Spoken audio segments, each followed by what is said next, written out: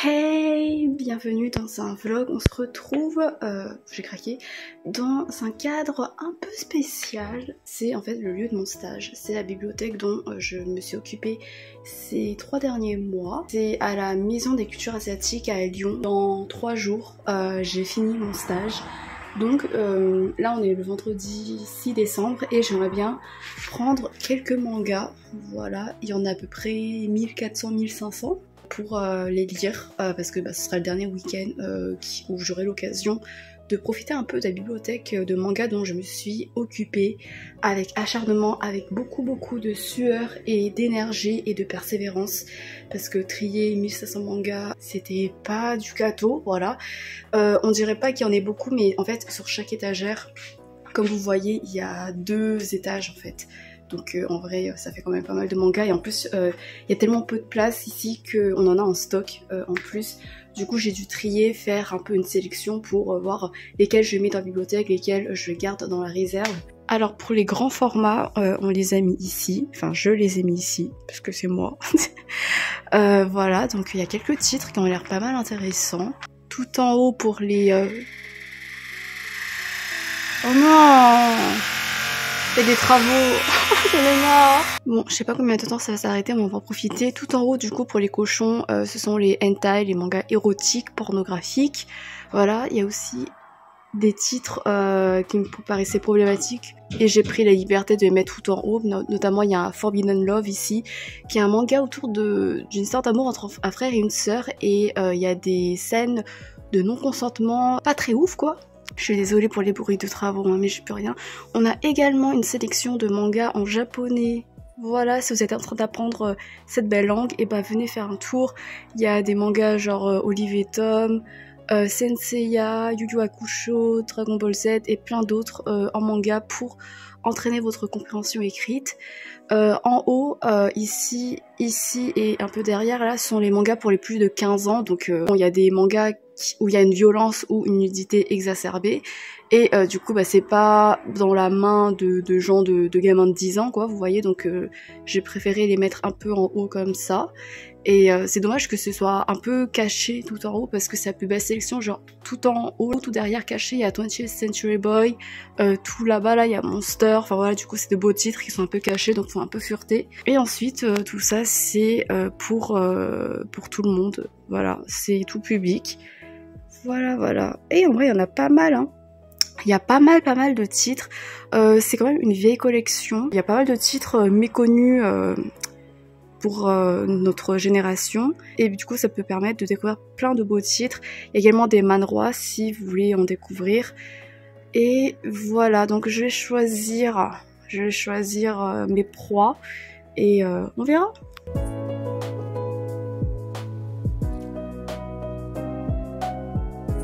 En vrai, j'aurais dû profiter pour lire plus régulièrement à chaque week-end quelques mangas, parce que là j'ai envie de prendre plein de trucs mais j'aurais pas de place et ça va être trop lourd dans mon sac. Donc va falloir que je fasse une sélection.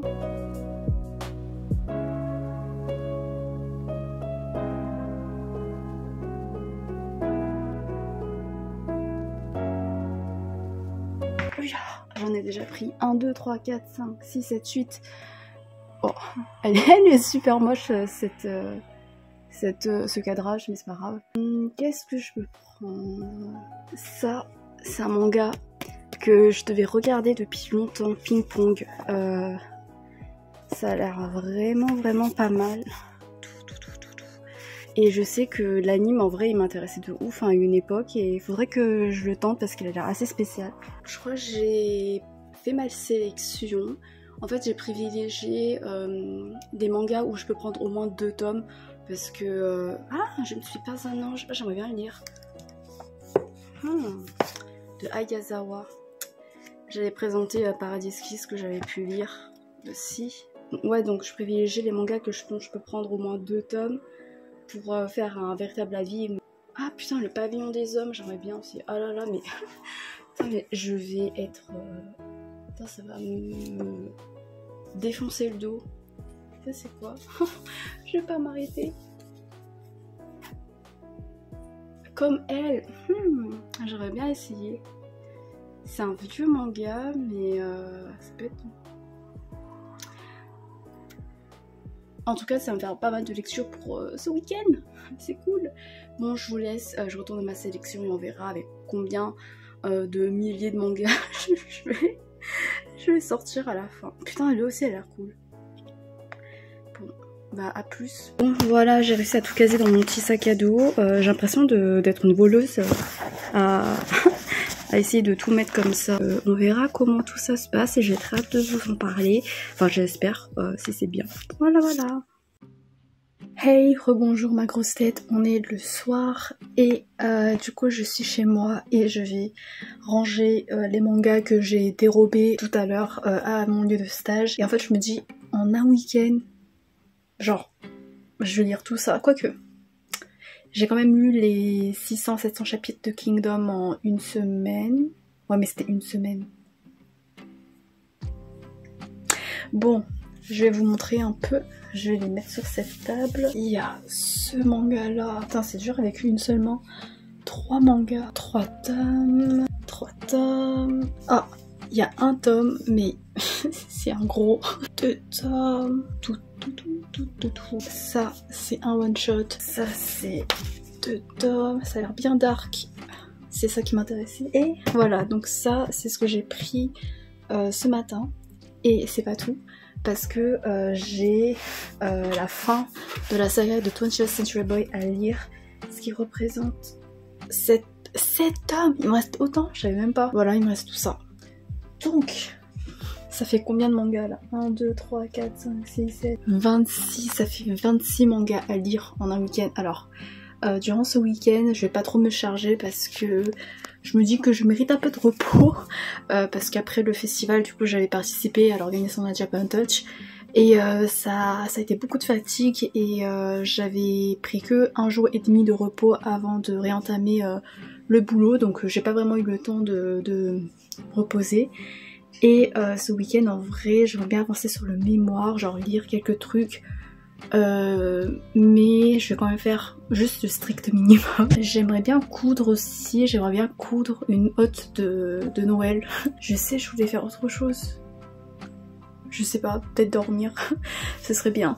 Mais voilà, donc est-ce que je vais arriver à lire tout ça? 26 tomes, 26, je sais pas. Ah ouais, j'aimerais bien décorer aussi ma liseuse avec les autocollants que j'ai achetés à la Japan Touch. Ouais. Et voilà, bref, j'arrête de blablater et on se retrouvera pour voir quand j'aurai...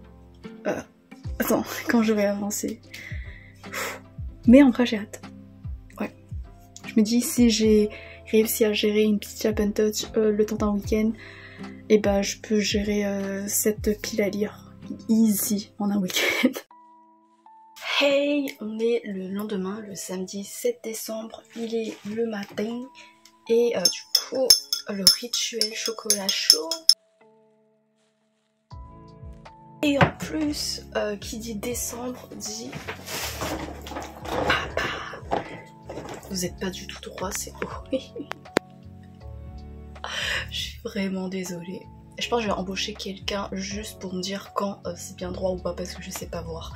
Mais j'ai aussi un calendrier de l'Avent. C'est un calendrier puzzle, donc à la fin... ça fait un puzzle je crois, normalement. Pour moi officiellement on est juste le 2 décembre parce que j'ai ouvert que 2 cases et pas le 7 déjà. On est déjà le 7, donc il me reste 3, 4, 5, 6, 7, il me reste 5 jours à ouvrir. J'ai 5 chocolats en rab parce que le soir quand je rentre je suis trop crevée et en fait je m'endors à 21h, 21h30 et j'ai trop la flemme d'ouvrir. Là je vais ouvrir avec vous sous vos yeux ébahis. Oh my god! Je pensais pas pour le 3, juste le 3 décembre. En fait, je pensais que ça, ils allaient le garder pour le 24 ou le 25, je sais plus. Mais j'ai un Kinder surprise. C'est trop bien. Il y a un Pokémon qui est enfermé dedans, si vous entendez. Mais wow, j'ai trop hâte de le déguster. J'ai trop hâte. C'est un bon week-end qui s'annonce. C'est un bon week-end qui s'annonce. Parce que bah, comme c'est cher, et bah, j'en mange jamais. Donc... waouh. En vrai j'espère que ça va être un vlog intéressant pour vous, même si je vais parler que de manga essentiellement. J'hésite pour le titre de cette vidéo, genre 48 heures pour lire 26 mangas, mais j'aimerais bien arrondir à 30, comme ça ça fait plus classe tu vois, mais en même temps ce sera un peu un mensonge. ce sera un peu putaclic, même si pour 4 mangas, est-ce que c'est vraiment putaclic, je sais pas trop. On verra. En plus, là, ce week-end, il y a la fête des Lumières à Lyon. Et checker sur Instagram, sur internet et tout, mais l'ambiance et l'expérience visuelle, c'est incroyable, c'est trop beau. Mais j'ai trop la flemme d'y aller parce que j'ai envie de passer ce week-end en mode Cassania. Parce que ça fait 2 semaines que j'ai pas passé un jour sans être chez moi 24 heures sur 24.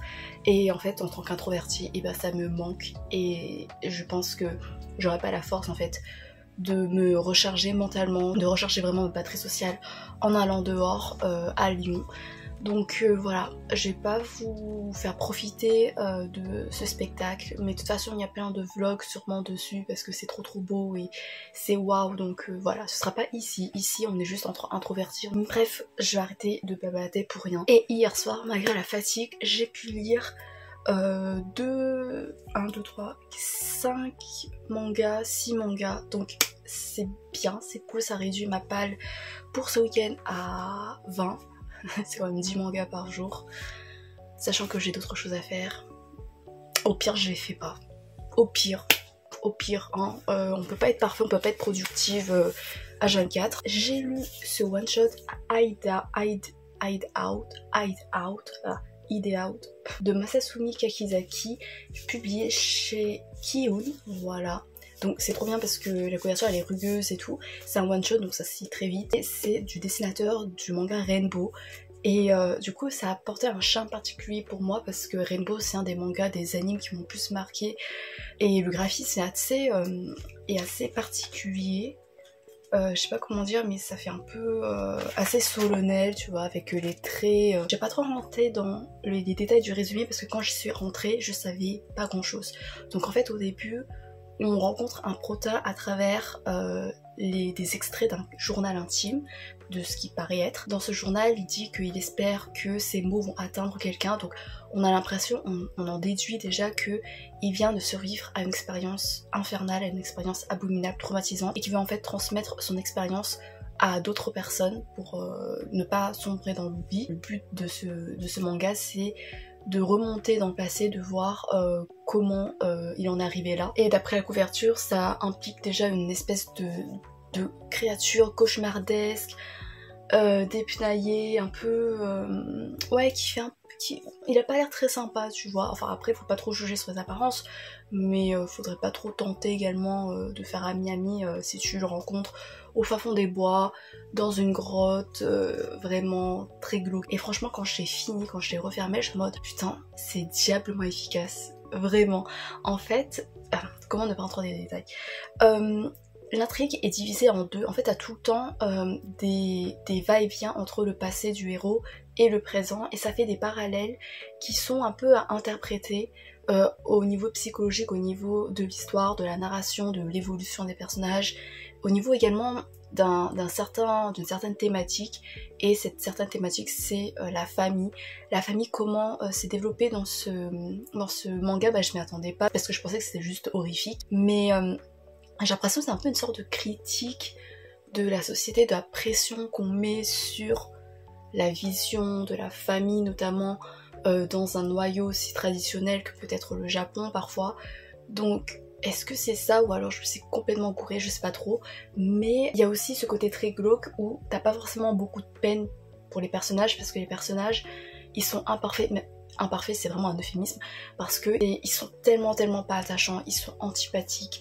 En fait, dans cette histoire, c'est un peu une sorte de huis clos où ils sont livrés à leurs pulsions, à leur instinct primal, à leur état le plus animal, tu vois. Et ça fait que l'atmosphère est hyper étouffante, que l'immoralité, les vices, ça sointe de partout, de tous les pores de cette grotte où t'es enfermé, ou d'où t'essayes de t'échapper. Ça se contamine, on dirait, réciproquement entre les personnages, ce qui fait que ça fait ressortir leurs plus profonds démons et qu'ils se livrent à des atrocités sans nom. Ces personnages imparfaits mêlés à cette narration qui est très tendue, ça amène à un climax, à une révélation finale que j'ai trouvée mais vraiment efficace. Et tu te dis ah ouais quand même, ma voix elle part en caca, pardon, mais en fait ça fait une sorte de cycle, enfin un cycle qui devient de plus en plus sale. Est-ce que ce ne serait pas la nature humaine ça? Je sais pas. Le graphisme en général c'est très sombre, Après il y a des trucs... Enfin, c'est... En fait, ça joue beaucoup sur le screamer, genre quand tu tournes la page et tu te confrontes à un gros plan assez abominable à voir. Et du coup, ça, c'est hyper efficace. Donc voilà, si vous voulez passer un bon moment, franchement, bah ce serait cool pour Halloween, mais du coup pour Halloween prochain. En fait, tous les trucs, tous les livres un peu glauques et tout, je les lis beaucoup trop tard, je les lis alors que tout le monde est passé à la période de Noël avec les romances de Noël et tout, mais je sais pas, là j'avais besoin de trucs bien glauques et c'est pour ça qu'ensuite j'ai entamé avec ce manga, les 2 premiers tomes de Perfect Crime de Arata Miyatsuki et Yuya Kanzaki, publié chez Delcourt. On va suivre ce mec qui est une sorte de tueur à gages. Du coup il répond à la requête de ses clients qui veulent payer ses services pour assassiner quelqu'un. Lui c'est un peu une sorte de mentaliste, enfin je sais pas trop comment il fait, mais il a un peu de sorte de talent pour l'hypnose, pour la manipulation, le mind control. Du coup il y a un peu une part entre guillemets surnaturelle, mais la plupart du temps ce sont des stratégies qui sont juste humainement tordues. Ce sont des chapitres assez courts et très efficaces parce que du coup tu suis différentes missions pour assassiner telle ou telle personne.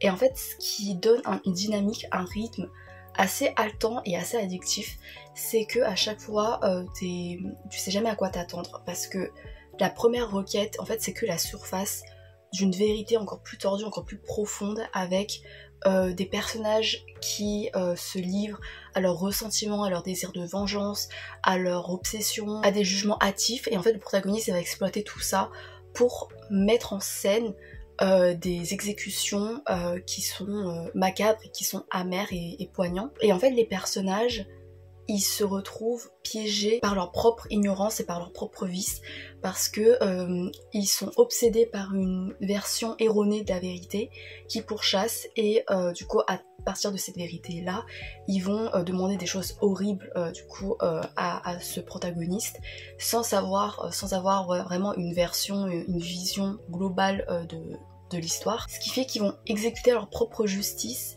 mais de manière complètement égoïste, et ça va en fait renvoyer à l'humain qui est complètement égoïste, et lui il va un peu être le témoin de tout ça et même l'exécuteur de tout ça, mais surtout le témoin parce qu'au final lui il fait que exécuter les désirs des autres personnages. Lui ce qui le fascine dedans c'est la perception, c'est l'utilisation hypocrite et vicieuse de la justice. Et à côté en fait t'as un détective qui lui c'est l'incarnation pure de la justice. Lui c'est un détective qui veut sauver des gens, qui en fait ouais lui il est en mode toutes les vies sont égales etc. Et il va provoquer une dualité avec ce protagoniste là autour de la thématique de la justice j'imagine, mais ça c'était surtout dans le 2e tome, et du coup j'aimerais bien lire la suite pour voir comment exploiter cette dynamique entre ces 2 personnages, entre ces 2 pôles là, et voir comment on peut faire ressortir des réflexions autour de la justice. Par contre c'est pour un public averti, hein. Il y a pas mal de scènes explicites, que ce soit sanglantes ou sexuelles, donc voilà, ça aussi c'est pour public averti, mais plutôt au niveau de la violence et du fait que c'est assez effrayant. Et franchement ouais c'était plutôt cool parce qu'il y avait des chapitres où t'étais en mode ok, quand tu t'habitues à la dynamique, au ressort scénaristique, au fait que en fait genre la première requête c'est jamais ce à quoi tu peux t'attendre, et du coup t'attends quand même la suite et ça te donne envie de lire la suite et voir comment ça va aboutir. Donc voilà, c'était plutôt cool. Et il y avait de petits bons rebondissements, et voilà, donc je vous conseille, j'aimerais bien lire la suite. Ensuite j'ai essayé de lire cette série qui est un vieux shoujo je crois, Comme elle, de Sakura Fujizue, publié chez Delcourt. On suit 2 lycéennes qui au début elles paraissent quand même super potes, en tout cas elles s'entendent bien, et en fait quand elles vont se mettre en couple, elles vont un peu se séparer et puis se concentrer peut-être plus sur leur couple, et ouais en tout cas leur relation amicale n'est plus pareille, et elles vont poursuivre leur vie chacune de leur côté. Et voilà, c'est un peu l'image de l'histoire dont j'ai en lisant les 2 premiers tomes. J'ai pas trop accroché. En fait il y a une certaine sensibilité, une certaine volonté de nuancer, de fouiller la psychologie des personnages, des ados, et de nuancer également les relations romantiques qui m'ont rappelé de manière assez positive Nana. Du coup ça aurait pu m'intéresser et je vois le potentiel. En fait même je l'ai mis pour tout public, mais je me dis pour les gamins, les gamines de 13 ans, est-ce que ce serait pas un peu trop mature entre guillemets, parce que ça se rapproche plus de nana, mais en même temps c'est des lycéennes dedans, et même s'il y a des scènes un peu sexualisées, mais c'est pas genre on s'attarde pas trop dessus, donc je sais pas trop, je verrai. Il y avait un potentiel, tu vois, pour me plaire au niveau de cette richesse psychologique là, mais j'ai pas accroché, je sais pas, à la narration, au fait que je trouvais que c'était un peu brouillon parfois, je me suis un peu ennuyée avec les personnages, je me suis pas attachée à elles. Il y a des pans de l'histoire, de leur destin, de leur développement qui m'intéressent, parce que j'aimerais bien voir comment tout ça va être développé, où ça va aller, mais je sais pas si je serais assez patiente et si ça m'intéresse réellement. Donc voilà, je sais pas trop si je lirai le 3e tome, peut-être pour me dire que ouais, j'ai fini mon challenge de lire 26 mangas en un week-end, mais en même temps il y a d'autres mangas qui m'intéressent là, donc je sais pas trop. Et ouais, j'ai oublié de soulever un des points négatifs de ce manga, c'est que parfois le style, la police, c'est illisible. Après ça veut faire un truc un peu menaçant et tout, tu vois, genre comme ça, je sais pas si vous voyez, là, mais c'est dur à lire en fait, et du coup ça te sort de l'histoire, donc voilà, j'ai pas trouvé ça très efficace, et je vous ai pas trop montré au niveau du graphisme, mais c'est un peu, je sais pas trop comment dire, voilà, ça fait un peu horrifique, mais de manière un peu cliché je trouve, mais c'est efficace. En vrai c'est efficace. Voilà, j'ai fini. J'allais dire j'espère que ça vous a plu, mais c'est que le début. Là ce matin, qu'est-ce que je vais faire? Et bah je sais pas, je pense que je vais lire. Waouh, un matin où je lis au lieu de travailler sur un truc. Oh my god. Est-ce que je le mérite vraiment? Avec mon petit chocolat chaud et un Kinder. Le bonheur est si simple à avoir en fait.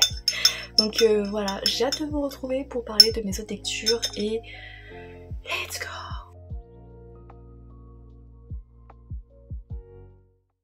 Je sais pas si vous entendez les gars, mais il pleut. Le bruit de la pluie quand tu lis, c'est la meilleure chose au monde. Quand t'es sous ta couette, il me manque juste ces clémentines. Après j'ai un Kinder Surprise, donc c'est un peu l'équivalent du confort et du bonheur. C'est parfait. J'ai envie de pleurer de bonheur là, ça fait longtemps que j'ai pas eu cet état de sérénité. Hey, je vous retrouve, on est le dimanche 8 décembre et la luminosité nous fait encore une fois un beau fuck, mais je suis désolée. Avant tout, je vais piocher mon petit déjeuner parce qu'il est très tôt le matin dans ce magnifique calendrier. Je suis à la case 6, voilà. Et en fait, vous me portez chance parce que à chaque fois, parce que hier du coup, j'ai ouvert le 3, je suis tombée sur un Kinder Surprise, un beau, un magnifique.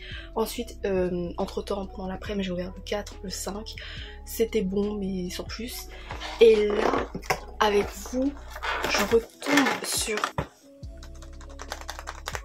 Merci, vous me portez chance. Je savais que cette chaîne-là, c'était mon cocon, ma bulle de bonheur. Bah ça va être un très joli petit déjeuner. Donc hier, qu'est-ce que j'ai lu? J'ai fini 20th Century Boy. J'ai fini cette saga monumentale et je suis trop contente parce que en fait ça fait des années où j'essaie de le lire et puis ensuite j'ai abandonné par oubli, par manque de temps ou quoi. Et ensuite je vais recommencer depuis le début pour relire et encore. Et là je suis parvenue à bout de cette saga, donc je vais un peu en parler. J'ai lu une duologie, j'ai essayé de lire des 3 premiers tomes d'un manga que j'ai emprunté, mais ça l'a pas vraiment fait. Et puis j'ai lu un tome, le tome 1 d'une autre saga. C'est parce que j'ai lu pendant des heures hier et en fait j'ai commencé à me lasser parce que quand je fais que ça, bah, je me suis rendu compte que ça me fatiguait pas mal. En fait j'ai besoin un peu de faire autre chose pour rendre le moment de lecture encore plus précieux, où je suis plus attentive à ce que je fais là parce que je sais qu'après je vais faire autre chose. Et là en fait bah, mon attention s'épuisait facilement. Mais j'ai fait autre chose, par exemple j'ai fait la sieste et j'ai continué Arcane. Alors je suis qu'à la saison 1, il me reste un épisode à la saison 1 et aujourd'hui bah du coup je vais pas faire que lire, donc je pense pas que je vais remplir mon objectif de lire 26 mangas parce qu'en fait je me suis rendu compte à quel point c'était énorme comme objectif.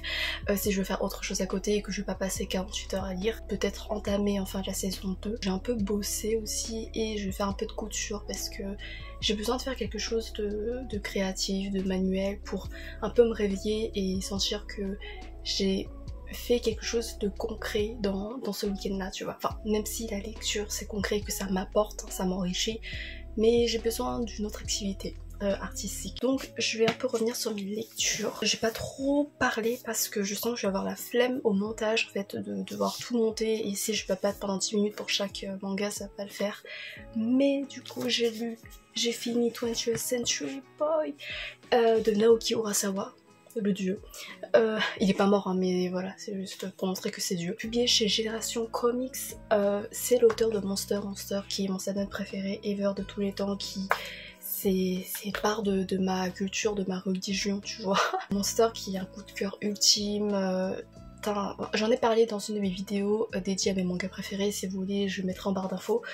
Enfin c'est pas si vous voulez, c'est juste si je l'oublie pas. On est au Japon où on va suivre l'ascension d'une sorte de secte autour d'une personne qui a du visage toujours masqué et qui se fait appeler Ami. En parallèle on va suivre un groupe d'amis qui va essayer de démanteler ce réseau là, cette secte, et parce que eux ils savent que cette personne Ami qui se fait appeler Ami va essayer de conquérir le monde, et en fait il essaie de conquérir le monde à travers des méthodes qui paraissent familiers à notre groupe de protagonistes, parce qu'en fait ce sont des méthodes que eux-mêmes ont imaginées quand ils étaient enfants et qui sont compilées dans un carnet qui s'appelle je crois le carnet de la destruction du monde ou comment dominer le monde, un truc comme ça. Et donc ils réalisent que cette personne, cette amie, faisait partie en fait de leur enfance, de leur groupe d'amis. Il y a toute une quête un peu pour essayer de savoir qui est cette personne-là, qui utilise leur imagination pour mettre en place un réel plan pour dominer le monde. C'est juste un petit résumé, mais ça va s'étaler sur plusieurs années où notre groupe de protagonistes va se séparer, il y en a qui vont disparaître, qui vont peut-être revenir, il y a de nouveaux personnages qui représentent un peu une nouvelle génération qui va se mettre en scène. Et ce que j'ai beaucoup aimé, c'est le rapport à l'enfance. En fait, c'est imprégné de nostalgie parce que t'as beaucoup de retours en arrière quand ils sont enfants, où t'explores leurs souvenirs, où t'explores leurs liens d'amitié, et également des liens qui peuvent marginaliser certains enfants également. Enfin toute cette dynamique qui est universelle, tu vois. Et du coup ça a imprégné le récit d'une nostalgie qui pouvait être douce ou amère à la fois, et ça montrait comment ces liens-là pouvaient impacter notre perception des autres, de notre rapport aux autres, et notre rapport à nous-mêmes également, même aujourd'hui, une fois adulte. Je me suis beaucoup reconnue en ça, et je me suis notamment beaucoup reconnue en l'antagoniste. Voilà, donc c'est pas très sain et je vais pas me mettre à vouloir détruire le monde hein, mais j'étais en mode bah c'est pas si déconnant que ça ce qu'il ressent, tu vois. Donc c'est quand même un tour de force. Il y a aussi le thème lié à l'enfance qui est le thème des rêves, de cette insouciance qui nous pousse vers l'avenir, qui nous offre un entêtement, un espoir qui est persistant face à l'avenir, face à nos capacités de grandir, de devenir des super-héros et tout. Et ce sont des rêves qui peuvent mourir à mesure qu'on grandit, à mesure qu'on se confronte à la réalité de nos limites. Et il y avait quelque chose de profondément poignant également dans ça. Et tu sentais aussi que c'était un récit très personnel pour l'auteur, que ce soit par rapport à ça, par rapport à cette nostalgie très prégnante, mais également par rapport à la musique, à la place de la musique, parce que du coup notre héros, notre protagoniste, lui, son rêve c'était de faire carrière dans la musique, de devenir un super rocker ou quoi. Et c'est un rêve en fait qu'il a abandonné parce qu'il s'est senti pas à la hauteur pour le poursuivre. Et pourtant la musique, ça a un symbolisme très fort dedans. C'est un symbolisme de liberté, d'expression, de partage également. Et ça prend de plus en plus de l'importance au fur et à mesure de la saga. Après il y avait quand même des moments un peu longs. Ouais, je trouvais que ça se dispersait parfois un peu et j'étais pas toujours à 100% dans l'histoire. Et en fait, je pourrais pas vous livrer maintenant un avis hyper construit, hyper développé, hyper complet, parce que c'est tellement une saga hyper riche, avec tellement, comme Monster en fait, plein de petites histoires individuelles et tout qui viennent nourrir les thèmes principaux, que je pense qu'il faudrait plusieurs lectures ou regarder des analyses pour vraiment me construire mon avis, nourrir mon avis et me dire ah ouais ça c'est vrai que ça blablabla. C'était mon avis, j'ai bien aimé, j'ai pas mal aimé, même si pour moi j'ai moins été happée que pour Monster. Mais franchement je vois totalement le génie de cette saga parce que c'est hyper riche, c'est hyper fouillé. Vraiment Urasawa c'est un maître de maître quoi. Voilà. Ensuite j'ai lu les 2 premiers tomes de Virtus, le sang des gladiateurs de Gibbon et Hideo Shinanogawa. Donc putain ouais c'est un peu le genre de trait foncé, hyper deep et tout tu vois. Chez Kiun on est dans le temps de César. Et t'as la favorite de César, Lady Maria, qui veut essayer de détrôner César parce que César règne d'une main de fer et son règne est dicté par la violence, par la bestialité, par le sang, par voilà tout ce qui peut être le plus barbare en fait. Par exemple, il organise beaucoup de combats à mort, de combats avec des mises en scène hyper sanglantes et hyper exhibitionnistes de cette manière-là dans le Colisée pour stimuler les pulsions de ses spectateurs. Et Maria, elle veut mettre un terme à tout ça, donc elle va chercher quelqu'un qui pourra l'aider à vaincre César, parce que César il est beaucoup trop fort, et elle va le trouver dans les temps modernes, en 2008, du coup ça va être un truc de voyage dans le temps où elle va ramener cette personne qu'elle juge apte à vaincre César, mais également d'autres personnes dans le temps des gladiateurs, pour voilà, les mettre au défi de vaincre César. Je suis très blasée durant ce résumé parce que j'ai pas beaucoup accroché. En fait, c'est très violent, c'est pas un public averti. Il y a beaucoup de mise en scène, de mise à mort assez gore et assez original parfois. Il y a peut-être ouais, un début à la fin du tome 2 d'affirmation de l'indépendance, de ta propre force, de prise en autonomie ou machin truc. Oh là là, je suis vraiment blasée en parlant de ça. Quand je le lisais, je commençais à m'endormir un peu. Donc ça a pas trop favorisé mon immersion. Ça peut être intéressant, c'est juste que je ne sais pas attacher au personnage, qu'il y a une volonté ouais, de mettre en avant l'individu, son humanité par rapport à ce monde brut qui l'oblige en fait à devenir des tueurs, à commettre des meurtres hyper sanglants et tout. Donc ce contraste, ce parallèle peut être vraiment impactant. C'est juste que moi j'ai trop la flemme de le lire, de continuer. En plus je sais pas où je vais procurer les tomes puisque ça vient de mon stage et que je vais bientôt partir. J'ai essayé de lire les 3 premiers tomes du Pavillon des Hommes de Fumi Yoshinaga publié chez Big Kana. Alors franchement j'ai tenu que la moitié du premier tome. Mais c'est une saga qui vaut le coup je pense parce qu'en gros on se situe au XVIIIe siècle au Japon à l'ère des shoguns et il y a un virus qui a décimé une grosse partie de la population des hommes, donc ce sont les femmes qui sont au pouvoir, c'est une femme qui est le shogun etc. Et les hommes sont surtout là pour donner leurs semences pour que les femmes puissent se reproduire. Le shogun, elle, va se créer un pavillon des hommes, qui est un pavillon qui regroupe des centaines et des centaines et des centaines de beaux mâles qui vont contribuer à la domesticité, à l'administration de ses tâches, mais également à son plaisir, etc. Et on va suivre du coup un homme qui va intégrer ce pavillon et on va voir un peu les petites relations, les petites dynamiques qui s'y passent. Donc en vrai, ça peut être vachement intéressant. Le trait, il est vraiment épuré. Pourquoi je l'ai abandonné? Parce que, une fois de plus, j'étais en train de m'endormir. Là, j'étais en train de me lasser parce que en lisant 6 tomes de 20th Century Boys à la suite, ça te prend quand même pas mal de neurones en fait, tellement c'est assez exigeant et qu'il se passe beaucoup de choses et tout. Donc c'est peut-être pour ça. Je sais pas trop si je vais le reprendre aujourd'hui. Je ne sais pas trop, mais je vous conseille parce qu'en vrai le pitch il est vraiment intéressant et puis tu remarques avec cette inversion de dynamique de genre, en fait tu remarques que plein de trucs qui étaient octroyés aux hommes notamment au niveau du pouvoir et pas aux femmes, et du coup ça met en avant les inégalités réelles dans notre société. C'est un peu ce mécanisme là dans l'Empire des femmes je crois de celle qui a participé à Koh-Lanta, je sais plus. de Cassandre Lambert. C'est bon, j'ai vu parce que j'ai le tome de l'Antidote mortel là. Bon, c'est encore coupé, à chaque fois ça coupe en plein milieu parce que mon espace de stockage est hyper restreint. S'il n'y a pas un sugar daddy ou un sugar mommy qui passe par là et qui voudrait bien m'acheter une nouvelle caméra ou un nouveau téléphone.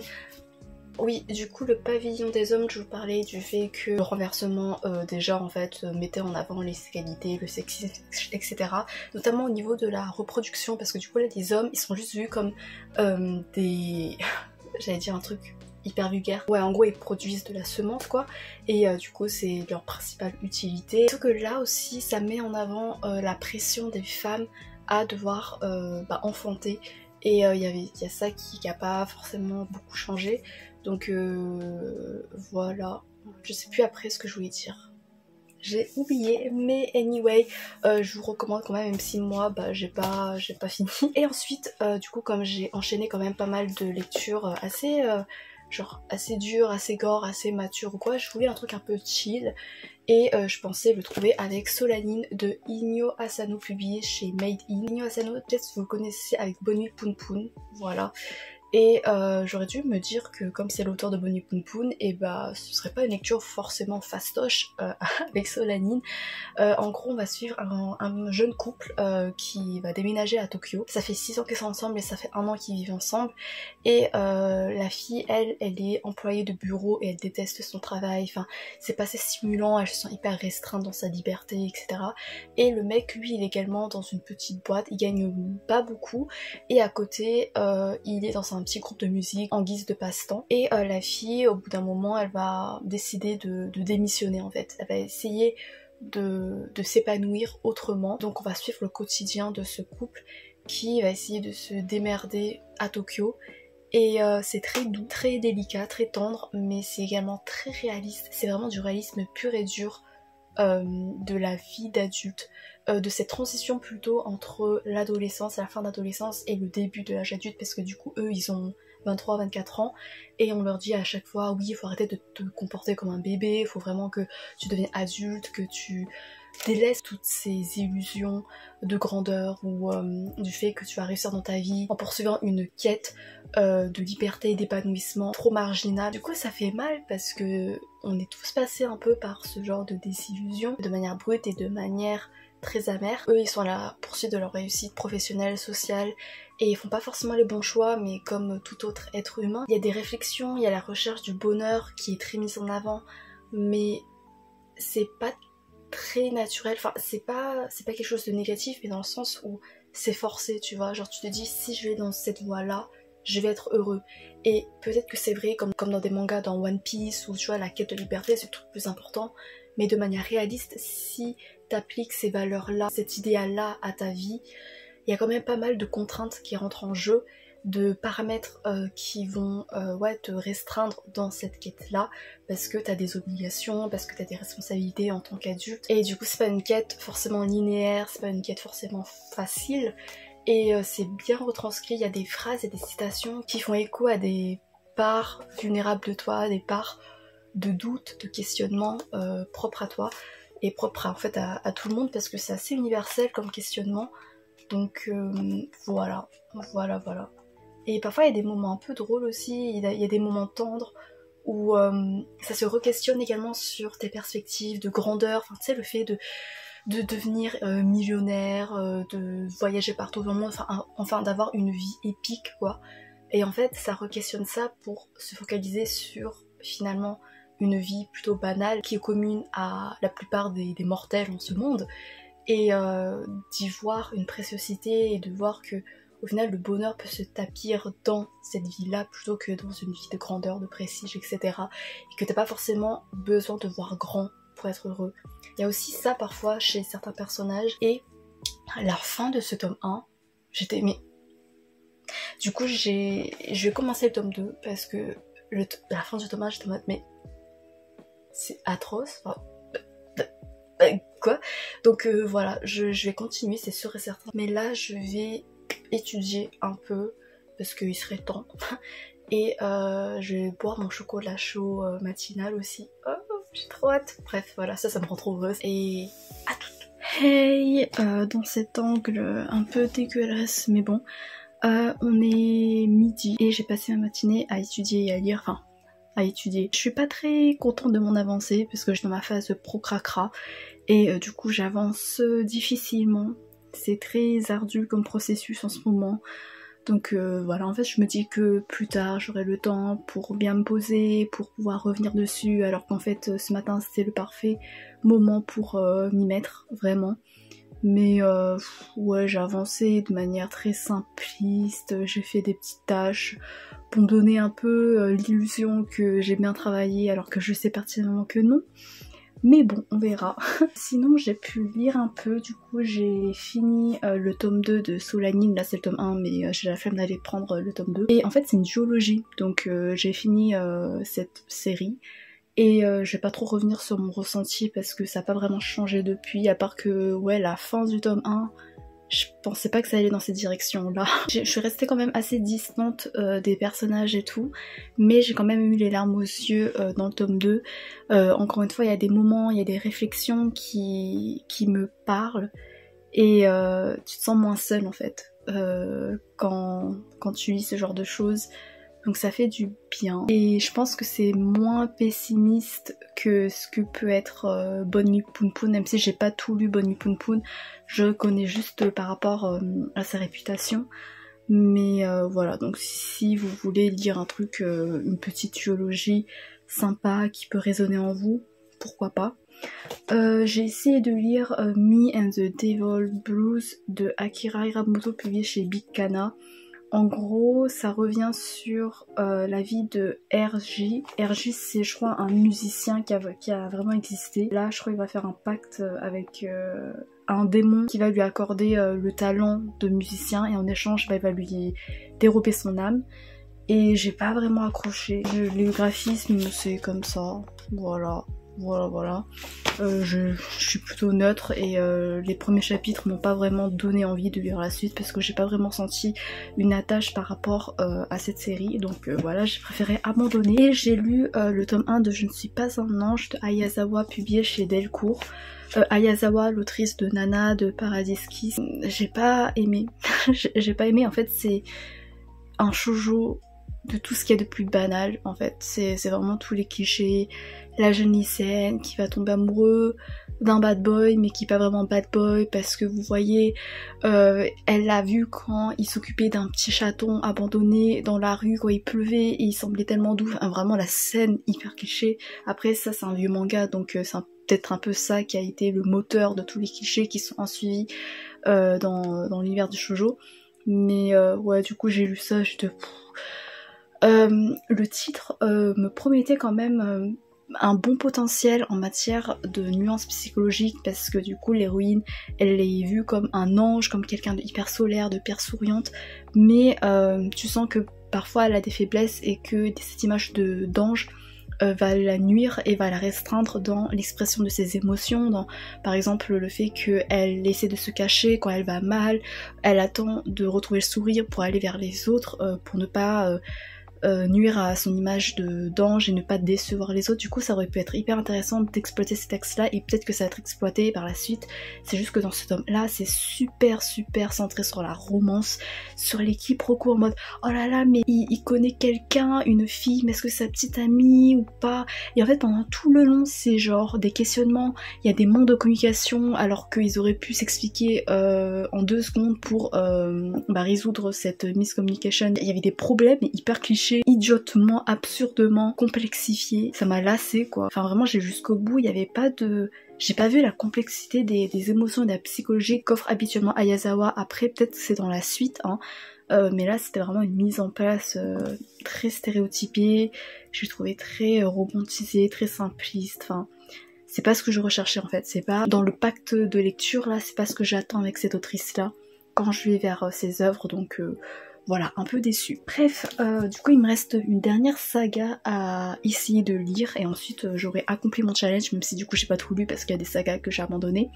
Mais au moins essayer de lire les sagas que j'ai empruntées. J'arrête de ballater et let's go. Hey, je retrouve, on est le lundi 9 décembre, donc je ne vous ai pas repris hier soir parce que je me suis endormie et j'étais trop fatiguée, j'avais trop la flemme. Donc je vous reprends pour clore enfin ce vlog. Hier soir, j'ai pu lire 3 tomes de la dernière saga qui me restait à lire, qui était Bokurano de Mohiro Kito, publié chez Asuka. C'est pour public averti. J'ai commencé à partir du tome 2 parce que j'avais déjà regardé les premiers épisodes et j'avais déjà commencé à lire en manga, donc je pouvais reprendre en cours de route comme ça. C'est une histoire qui est hyper déprimante. C'est une des histoires les plus tragiques que vous pourrez lire.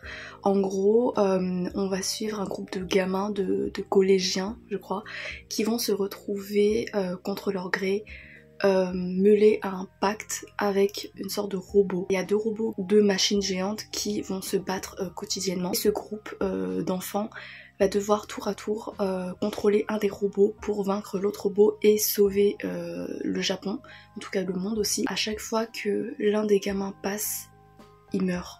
C'est inévitable en fait, parce que la machine va se nourrir de son énergie vitale pour continuer à pouvoir fonctionner. À chaque fois que c'est le tour d'un des gamins, on va se plonger dans son intimité, dans sa vie personnelle, ses tracas, ses soucis, ses questionnements, tout ce qui bouscule sa vie d'enfance, d'adolescence. Et c'est souvent des problématiques qui sont assez dures à voir. Et ça rend du coup leur sort encore plus tragique. T'as l'impression de suivre des gamins en fait qui ont littéralement le poids du monde sur leurs épaules.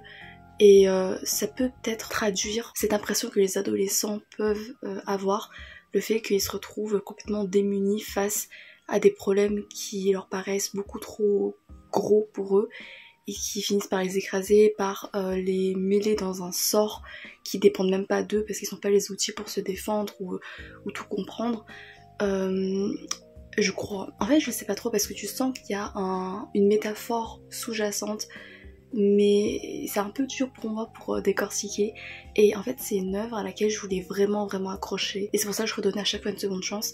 C'est parce que, en fait, quand j'ai commencé l'anime, il y a des années, je suis tombée amoureuse du générique, de l'opening. L'opening, c'est l'un de mes génériques préférés ever. Mais vraiment, allez l'écouter, il est transcendant, il est d'une majesté et il est poignant et il est magnifique, vraiment. Donc allez l'écouter. Et pour cet opening, à chaque fois, je voulais accrocher à l'histoire, surtout que l'histoire me paraissait tellement profonde et complexe, quoi, tu vois. Mais à chaque fois, je sais pas pourquoi, je suis détachée des personnages, alors que c'est horrible hein, parce que c'est hyper tragique, mais je sais pas pourquoi, j'arrive pas vraiment à entrer, peut-être parce qu'il me manque des clés, peut-être de compréhension. Ouais, c'est sûrement ça en fait. Donc voilà, mais je vous conseille quand même parce que peut-être que vous serez plus à même pour mieux comprendre et pour mieux apprécier cette saga à sa juste valeur. Donc ensuite, j'ai continué Arcane, je suis à l'épisode 2 de la saison 2, donc j'ai pas mal bien avancé.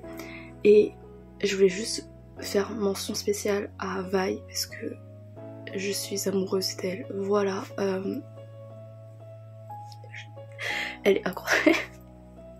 À chaque fois qu'elle apparaît, je blush en fait, tu vois, et je glousse comme une petite fille. Et bref, voilà, c'était juste la parenthèse spéciale mais hyper importante. Bilan de ce challenge là, sur 26 mangas, j'en ai lu 3, 4, 5, 6, j'en ai lu 20 sur 26, en vrai ça va. J'ai vécu quand même pas mal d'aventures au cours de ce week-end. Merci infiniment d'avoir regardé jusqu'à la fin, dites-moi si vous avez pu découvrir de nouveaux titres, s'il y a des mangas qui vous parlent, que vous avez déjà lu, que vous avez apprécié ou pas. Et quant à moi, bah je vous redis merci infiniment, vraiment. J'espère vous retrouver pour de nouvelles aventures livresques. Passez une bonne fin d'année et à bientôt peut-être, je sais pas, j'espère, salut.